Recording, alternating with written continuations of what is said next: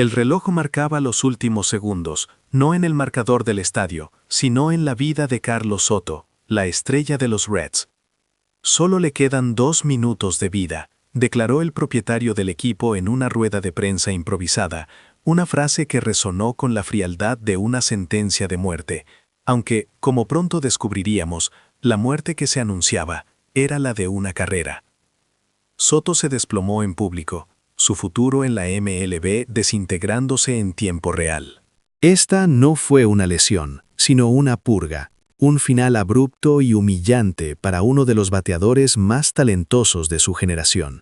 Pero, ¿por qué la Major League Baseball, una liga que supuestamente celebra el talento sin límites, tiene tantos enemigos internos? ¿Y qué fue lo que exactamente condenó a Soto? La respuesta se encuentra en el resentimiento, la envidia y una figura que ha reescrito las leyes del deporte: Shohei Ohtani. El escándalo, alimentado por los comentarios discriminatorios y ofensivos de Soto hacia Ohtani, había envenenado el camerino de los Reds. Apenas horas después de la declaración de su propietario, ese cruel ultimátum de 2 minutos, Soto fue apartado, puesto inmediatamente en la lista de transferibles. Lo que ocurrió después fue inaudito, un veto sin precedentes. 15 gerentes generales, de forma coordinada, se negaron a negociar, ignorándolo por completo, sellando su ostracismo. Acorralado, Soto fue empujado al abismo de la desesperación. Su acto final, el más patético y revelador, fue un correo electrónico de disculpa enviado a Ohtani, a quien tanto había insultado. La súplica era clara, casi audible. Por favor, Shohei, sálvame. Solo tú puedes llevarme a los Dodgers. Te ruego tu ayuda. El mundo del béisbol contuvo el aliento, esperando la reacción del unicornio. La ciudad de Nueva York, aún procesando el impacto de que su entrenador, Carlos Otemae de los Mets, se viera envuelto indirectamente en la crisis, estaba al borde del colapso emocional. Pero para entender la magnitud de esta caída, debemos viajar a la génesis del conflicto, la ceremonia del premio Momento Legendario.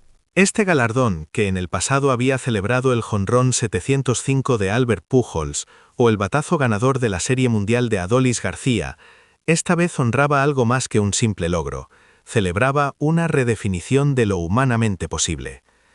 El momento fue durante el 4º partido de la serie de campeonato de la liga. Shohei Ohtani había dominado el montículo, lanzando 6 entradas completas, ponchando a más de 10 bateadores y permitiendo solo 3 hits. Ohtani esa noche no solo ganó, lanzó a 100 millas consistentemente en el 85% de sus lanzamientos de las primeras 4 entradas, un dato que ni siquiera Randy Johnson logró en su apogeo, declaró el analista Javier Roldán, añadiendo ese peso estadístico crucial. La MLB lo aclamó como uno de los más grandes, los aficionados lo llamaron el transgresor de límites, pero hubo una voz que rechazó la celebración con una furia irracional: Carlos Soto. En una entrevista inmediatamente posterior, Soto no solo se negó a reconocer la validez del premio, sino que desató una andanada de comentarios cargados de discriminación y resentimiento. Afirmó que la MLB favorecía a los jugadores híbridos como Ohtani y despreciaba a los especialistas posicionales. Lo peor, en palabras de Soto, era que el premio era una herramienta de expansión de mercado para Asia. Lo tildó de unicornio creado por la MLB. Pero el veneno no se detuvo ahí.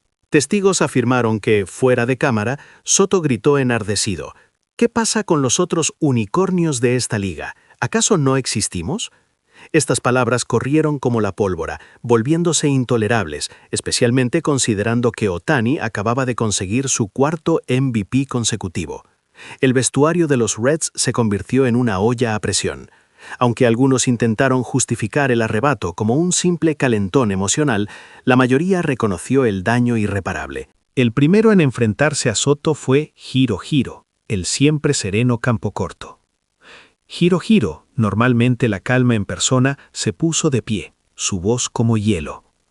¿Crees que no eres responsable de lo que dijiste? Estamos aquí para ganar, no para curar tu resentimiento, relató un testigo anónimo. Incluso Pete Alonso, conocido por su franqueza pero generalmente calmado, perdió los estribos, golpeando su taquilla y señalando a Soto. No solo avergonzaste al equipo, nos avergonzaste a todos. Aprende a pensar antes de hablar.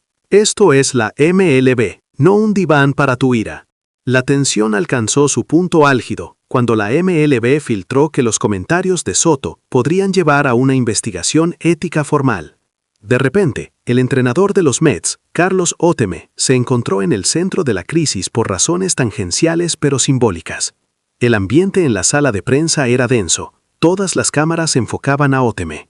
Él cerró lentamente los ojos, anticipando la tempestad. Aquí es donde la narrativa se bifurca, y llegamos al nudo de la cuestión. ¿Por qué MLB permitió que un jugador con tanto talento se convirtiera en un paria? El argumento común que se esgrimía en defensa de Soto era que él solo estaba defendiendo al jugador tradicional, al especialista, que se sentía ignorado por la moda de los híbridos. Pero esta defensa es un castillo de arena. El béisbol no es un museo, es una evolución. La arrogancia de Soto se basa en una estadística obsoleta, explicó la reconocida agente deportiva Elena Rojas. En la última década, los jugadores especialistas que no aportan versatilidad han visto su valor de mercado caer un 18%, mientras que el valor de jugadores como Ohtani duplica el techo salarial. Soto no estaba defendiendo la tradición, estaba defendiendo su propia incapacidad para adaptarse al futuro del juego. El crimen de Soto no fue solo la discriminación, fue la destrucción de la marca, el cisma en el vestuario y la negación pública de un fenómeno que generaba ingresos masivos. La MLB ya no podía tolerar un cáncer que afectaba su expansión global. Y así llegamos de nuevo a la sentencia de muerte. Solo le quedan 2 minutos de vida. El clímax no fue la enfermedad física, sino la aniquilación administrativa.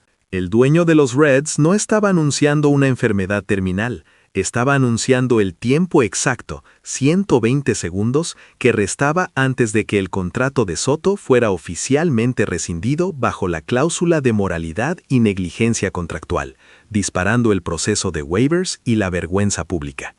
Fue una ejecución simbólica, diseñada para ser rápida y sin posibilidad de redención. En ese instante final, cuando Soto vio su futuro desvanecerse, entendió la brutal verdad. No se trataba de si Ohtani le respondería, o si los Dodgers lo salvarían. Se trataba de que el béisbol, como cualquier imperio en expansión, castiga sin piedad a quien intenta frenar su progreso. Y mientras Carlos Soto era puesto en la lista de transferencia con el silencio abrumador de los 15 gerentes generales, Ohtani, el objetivo de su ira y la clave de su única esperanza, guardaba un silencio que valía más que 1000 palabras, observando cómo la ambición tóxica de una estrella se consumía en los 2 minutos más cortos de la historia de la MLB,